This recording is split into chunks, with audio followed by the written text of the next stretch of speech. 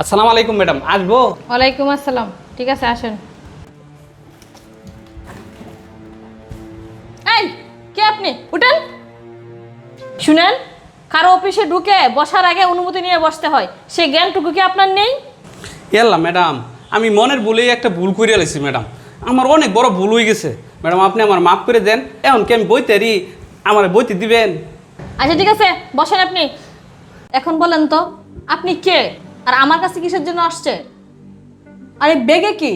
আমি কেডা আর আমি কইতে না আইছি, এইটা কথা আপনার পরে আমি কইতেছি।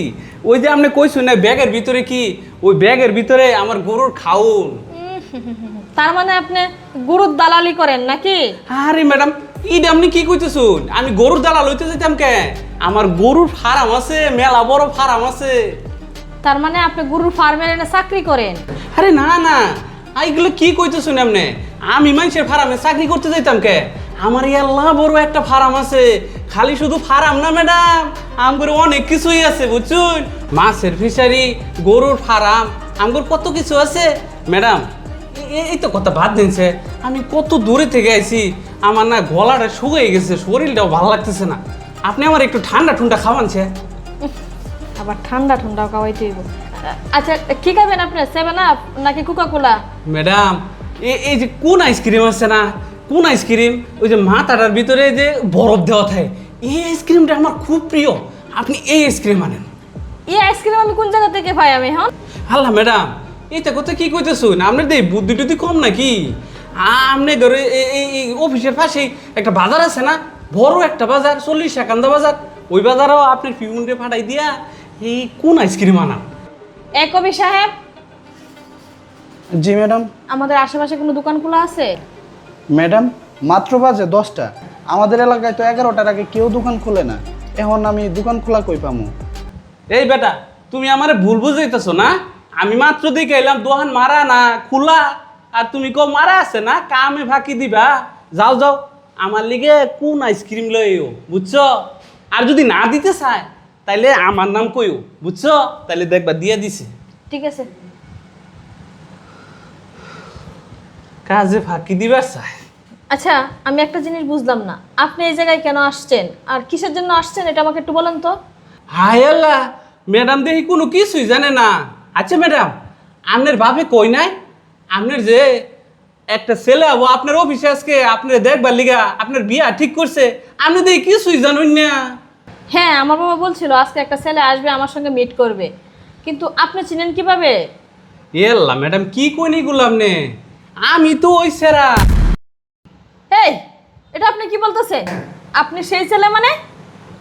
আমার বাবা যার সঙ্গে বিয়ে ঠিক করছে সে তো অনেক কোটিপতি, অনেক লক্ষ লক্ষ টাকার মালিক, আর আপনি বলতেছেন আপনি সেই ছেলে। এই, আপনার স্ট্যাটাসের সঙ্গে কি আমার সঙ্গে যায়? শুনেন, আপনি এই মুহূর্তে আমার অফিস থেকে বেরিয়ে যান, আর আমি আমার বাবাকে ফোন দিয়ে আপনাকে মজাটা দেখাচ্ছি। ও, আপনি ফোন দিবার চাইতেছুন? আচ্ছা ঠিক আছে, দেন দেন ফোন দেন দেখি। হ্যালো বাবা। হ্যাঁ মা, বল। আচ্ছা, তুমি না বলছিলে আজকে আমার সঙ্গে একটা ছেলে মিট করতে আসবে? এই ছেলেটা পরিচয় কি? হ্যাঁ মা, পরিচয় তো তোকে বলতে ভুলে গেছি। যে ছেলেটা আসবে, এই ছেলেটা মা অনেক বড় লোক, তার কোটি কোটি টাকার সম্পদ। ইভেন কি তুই যে কোম্পানিতে চাকরি করিস সেই কোম্পানির মালিক। আর ছেলেটার নাম হচ্ছে মোহাম্মদ শফিকুল ইসলাম। তুই ছেলেটার নাম জিজ্ঞেস করিস, তাহলে বুঝতে পারবি। আচ্ছা ঠিক আছে বাবা। আচ্ছা, আপনার নাম কি শফিক সাহেব? হ্যাঁ, আমার নাম মোহাম্মদ শফিকুল ইসলাম। আসসালামু আলাইকুম স্যার। ওয়ালাইকুম সালাম। স্যার, আমি আপনাকে চিনতে পারি নাই স্যার, আমার ভুল হয়ে গেছে স্যার। শোনেন, এই অফিসে আসার পর থেকে আমি আপনার ব্যবহারটা লক্ষ্য করতেছি। আমার তো মনে হয় এই অফিসে এবং বাহিরে আপনি মানুষের সাথে সবসময় এই ধরনের খারাপ ব্যবহারটাই করেন। আপনার বাবার মুখ থেকে আপনার অনেক প্রশংসা আমি শুনছি, আর এই প্রশংসার জায়গা থেকেই আমি আপনার সাথে দেখা করতে আসছি। আর দেখা করতে এসে আমি আপনার বাবার মুখের প্রশংসা আর আপনার ব্যবহার আমি সম্পূর্ণ উল্টাটা দেখতে পাচ্ছি। আমি সাধারণ মানুষকে অনেক বেশি ভালোবাসি, গরিব মানুষকে অনেক বেশি ভালোবাসি। এই যে আমার লক্ষ লক্ষ টাকা, ফ্যাক্টরি, গাড়ি বাড়ি, এত কিছু হয়েছে, এরপরেও আমার সাধারণ মানুষের উপর থেকে চুল পরিমাণেও মায়া মোহাম্মত কমে যায়নি। আমি এমন একটা মেয়েকে বিয়ে করতে চাই যে গরিবকে ভালোবাসবে, গরিবকে কাছে টেনে নিবে। কিন্তু আমি তো সেই ধরনের মন মানসিকতা আপনার ভিতরে পেলাম না। আমি আপনাকে বিয়ে করতে পারবো না, দুঃখিত। শুনেন, চিন্তা করবেন না, আপনার চাকরি যাবে না, আপনি চাকরিতে বহাল থাকবেন। আমি এখন আসি, আমার মূল্যবান সময়টা আমি নষ্ট করতে চাই না। স্যার,